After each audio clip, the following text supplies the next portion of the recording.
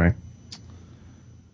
All right, welcome back to Rebel Radio. This is your host Mark, and we've got a guest on the show, a very special guest, and Mr. Long Tran is hanging out with us today. What's up, Long? Oh, hello. Special guest, huh? I Oh, thought you were talking about someone else. oh, you know it. All our friends of the show are special guests, and me and Long have known each other for a while and gotten to know each other through our love of movies and things like that and geek culture. And Long's joined us today to talk about some of the subject matter that we talked about on the show previously, some of our favorite movie monsters of all times, and kind of in celebration of Godzilla coming out on Blu-ray, because we started the show shortly after Godzilla hit theaters, so we really didn't get a chance to talk about it on Rebel Radio, so we thought we would do it on this episode with the Blu-ray coming out. And Long, of course, you're a huge Godzilla fan, and that's probably one of your favorite monsters of all times in movies. What are some other movie monsters you kind of grew up watching, and why Godzilla? Well, Godzilla's, first off, for me, he's bigger than life. And there is a reason why he's called the king of the monsters. He always, attached with that nice little title in pop culture whenever his name comes up.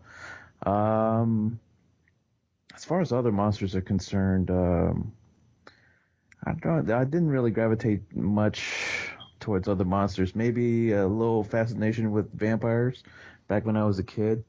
But other than that, I wasn't probably dinosaurs or second most. But hey, Godzilla and dinosaurs are pretty much the same thing in all respects. But I don't know. I've always been a sucker for giant monster movies, and those have always been a bigger interest to me than human-sized monsters. So, yeah, that's the gist of it.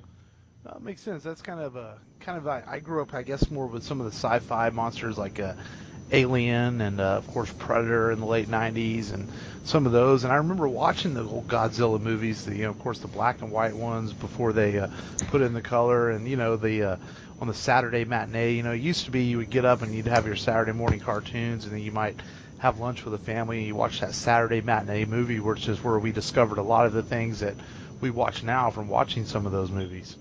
Yeah. And, in my mind, I was like, another reason why I like the character so much is, well, in my head, I'll be like, all right, who will win in a fight? Predator versus Godzilla. Godzilla. Who would win in a fight? Dracula versus Godzilla. Godzilla. It's just, it's just, that's just an asinine way of, comparing monsters, but, that's just me. It's a good comparison. I mean, we might spoil the movie a little bit here for people that haven't seen it yet, but one of the cool things I liked about the new one was when it got towards the end there, and Godzilla was basically like, F this, I've had enough, and he just opens the monster's mouth and says, I'm done with you. Mm-hmm. He's kind of got that badass attitude to him that nothing's going to stop him. Yeah. And a little bit of swagger, I guess, so to speak, that Godzilla has. Yeah, and what I liked about, you notice that every time he uses that breath, he always collapses. Right. I read into the director said that he uses that atomic breath every once in a while, but when he uses it, it takes up a lot of his energy.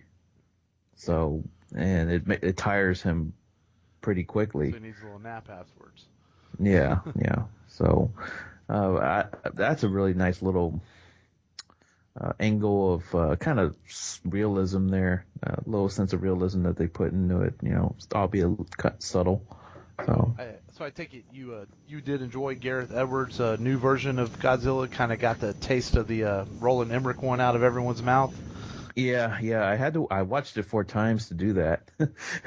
It's like, no more Roland Emmerich, no more. So that's how you get the taste out of your mouth.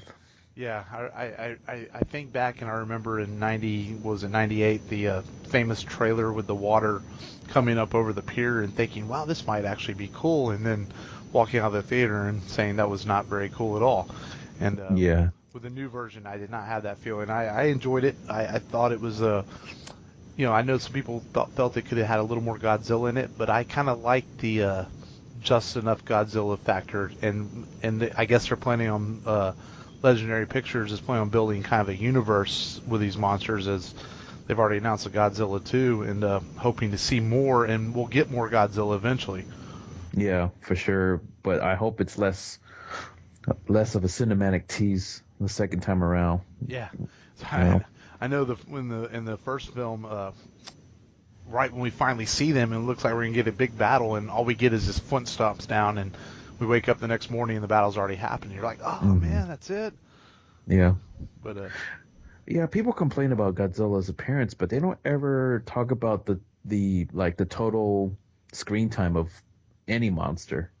So, it's the Mutos have a lot more screen time than Godzilla, but I mean, just them being in the film, kept my interest. Yeah. Oh, absolutely. So, I thought it gave us more to watch than just Godzilla himself, because excuse me, quite frankly, I didn't want to just see another typical disaster film where we're trying to stop a giant monster invasion, with the military and all that. I thought it was good to see the other monsters, Mm-hmm. Indeed. And, but yeah, the movie was fantastic to me as a Godzilla fan, and really it's definitely one of those movies that the first time I saw it, I was like, yeah, it's pretty good, and then the more I watched it, the more I even liked it more, because not because of like I keep discovering new things about it. It's more like I appreciate I appreciate the hard work and the unique cinematic style of the direction of the movie.